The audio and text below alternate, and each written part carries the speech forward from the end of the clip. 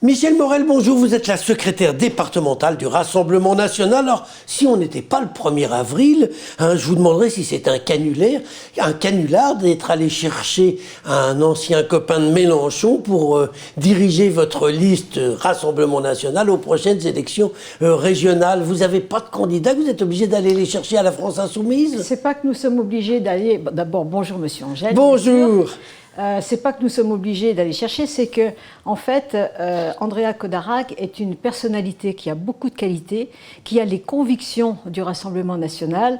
Par conséquent, toute personne, comme l'a dit Marine Le Pen, toute personne qui veut venir défendre notre programme et l'avenir du Rassemblement national sont les bienvenus, que ce soit sur la droite, que ce soit sur la gauche. Et moi, je suis ravie, vraiment ravie, que ce soit Andrea, je vous l'avais déjà dit une précédente occasion, que ce soit lui qui mène la liste. Tout le monde n'est pas d'accord quand même dans votre parti. Vous avez des gens, vous vous souvenez, vous aviez eu un de vos vieux militants qui avait écrit des lettres assassines. Oui, mais on ne peut jamais faire l'unanimité chez tout le monde, Monsieur Angèle, vous le savez bien. Donc il y a les fâcheux, il y a les gens qui doutent, et puis il y a tous ceux qui sont pour Andrea. Et moi je porte véritablement ce garçon parce qu'il a beaucoup de valeurs, une humanité, on va dire, qui nous fait vraiment plaisir et qui nous rassure. Alors Michel Morel, voilà. On est là ce matin pour parler aussi de l'actualité. Alors ce sont deux sujets, l'actualité, la crise sanitaire et l'insécurité un peu partout, et plus particulièrement du côté de la Guillotière. Alors d'abord un mot sur la crise sanitaire et sur les annonces faites par le président de la République hier. Est-ce qu'il a raison de ne pas faire un confinement très sévère comme on avait connu l'année dernière? Est-ce qu'il a raison de faire ce qu'il est en train de faire? Je dirais que le président de la République ne sait pas trop bien, il n'a plus de boussole, il ne sait plus trop bien ce qu'il faut proposer, puisque la troisième vague qu'il propose est différente des deux autres, on ne sait pas où ça va nous mener. En tout cas, il a commis l'exploit hier soir de se fâcher avec tout le monde. D'abord avec ceux qui auraient voulu qu'il y ait un enfermement vraiment plus sévère, donc il s'est fâché avec le monde médical, et il s'est fâché aussi avec les commerçants puisqu'il veut tout fermer, il s'est fâché avec les parents d'élèves et avec les parents tout court puisque les écoles aussi d'une certaine manière vont être fermées puisqu'il décale. Il ne dit pas les mots mais finalement c'est ce que ça veut dire. Donc en fait...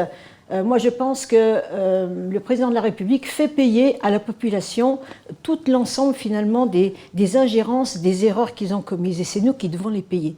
Donc, ça met la population en colère. Et vous verrez que les gens qui en ont vraiment plus cassé, puisque ça fait 1 an que ça dure, finalement, il y aura des rassemblements sauvages. Il y aura des personnes qui auront besoin d'avoir une vie sociale. Alors, vous en pensez quoi, vous, au Rassemblement National? Fallait-il confiner très dur avant, aujourd'hui? Est-ce qu'on a raison de laisser une soupape de sécurité? Qu'est-ce qu'il faut faire? Parce que c'est facile, la critique, mais... Oui, je suis bien d'accord. Seulement, on l'a dit depuis le début. D'abord, premièrement, il fallait empêcher dès le départ qu'il y ait trop de mouvements finalement de population intérieure, extérieure au pays, fermer les frontières, ce qu'il fait d'ailleurs maintenant, mais avec 1 an de retard. Premièrement. Deuxièmement, il fallait qu'effectivement il y ait une logistique, une vraie logistique qui soit mise en place pour que, avant que ces vaccins ne puissent arriver, il a commis finalement des faiblesses à ce niveau-là qui sont incompréhensibles. Toujours aujourd'hui, rien n'est organisé au niveau des vaccins, au niveau pour les précontacts. C'est assez étonnant, Il n'y a que 8 millions de personnes, au bout de 3 mois, qui ont reçu une première dose. Ça veut dire que pour attendre que toute la population soit vaccinée, il faut attendre 2 ans. On a le temps de mourir 50 fois. Une fois va suffire d'ailleurs, oui, Michel Morel. Dites-moi, parlons maintenant sécurité juste. Est-ce qu'il faut voter en juin?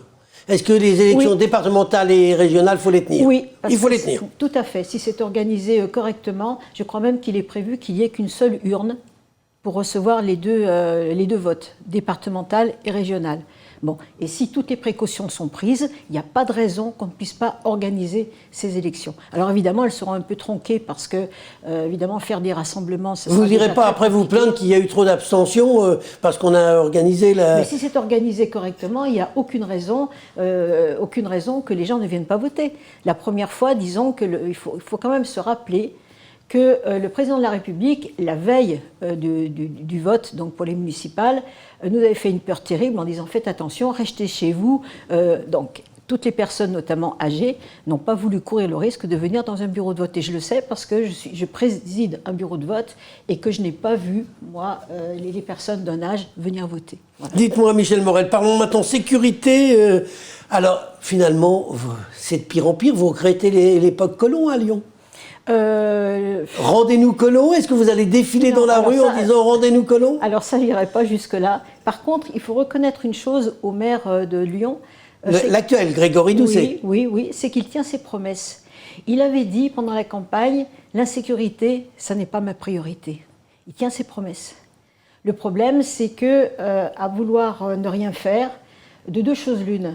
Ou alors le préfet se saisit de la situation et donc fait les choses, ou alors il faut qu'il soit soumis finalement au délit de concussion. C'est l'article 432 du Code pénal. À partir du moment où il ne fait rien, c'est qu'il valide. D'ailleurs, il a l'intention aussi d'avoir à mettre en place l'équivalent du marché des bifins. Alors ça, c'est la légalisation du marché clandestin, la guillotière. Non, enfin, légalisation qui est éventuellement évoquée. Ça, j'imagine que vous n'êtes pas favorable ? Ah non, on ne peut pas être favorable à ça. On a eu le témoignage d'une personne qui habite le 18e arrondissement à Paris et qui nous a expliqué comment est-ce que ça se passe. D'ailleurs, il y a tromperie sur le nom. Vous savez que les bifins, au début du XXe siècle, c'était les chiffonniers. Alors, au niveau du statut légal, les chiffonniers, c'était des personnes, des professionnels qui payaient patente. Là, ça ne va vraiment pas être le cas. Donc déjà, il y a tromperie sur le mot. En plus, quand on voit ce qui se passe sur Paris, on ne peut pas accepter qu'une chose pareille se mette en place. Vous savez comment, sur ce marché, les personnes se procurent leur matière à vendre. Ils font les poubelles. Donc, autour de Paris... Aucune sécurité sanitaire en cette période, en plus. Ils vont chercher dans les poubelles ce qu'il y a à vendre. Ils vont dans les déchetteries. Des associations, bien sûr, leur donnent des choses. Je crois que c'est Top Santé qui avait fait remarquer qu'ils vendaient même de l'alimentation périmée. On ne peut pas valider des choses comme ça. En plus de ça, ils s'approprient tout l'espace territorial, il y a des agressions, ils se battent d'ailleurs entre eux. Et puis moi, je pose aussi la question, puisque le maire ne veut pas s'en occuper, comment se fait-il que l'on autorise des mineurs à commercer ? En principe, c'est interdit de commercer quand on est mineur, d'accord ? Il y a 10 000 migrants qui sont arrivés, ça c'est le commissaire qui nous l'a dit, 10 000 migrants qui sont arrivés sur la ville de Lyon. Le préfet dit qu'il ne les connaît pas, ils ne les connaissent que quand il les arrête. Enfin, jusqu'où est-ce qu'il faut aller, monsieur Angèle ? Jusqu'où est-ce qu'il faut aller ? Donc, si j'ai bien compris, la situation... Et les commerçants, non, mais parlons des commerçants. Oui, mais rapidement. Oui, alors les commerçants vont fermer leurs portes à cause du Covid et ils vont voir donc toutes ces personnes faire du commerce de ce qu'ils vendent, c'est-à-dire des cigarettes, c'est-à-dire ça, c'est de la cigarette de contrebande. Oui, qui d'ailleurs, entre parenthèses, a 8 fois plus de mercure, 7 fois plus de plomb et 3 fois plus d'arsenic. Donc, danger mortel. Et le maire laisse faire ça. Donc, il est soumis au délit de concussion, article 432 du Code pénal. Eh bien, on va voir s'il y a une plainte qui est déposée. Il faut y réfléchir, parce qu'on ne va pas laisser, je veux dire, une telle politique continuer pendant 6 ans sur la ville de Lyon. Il nous emmène où ?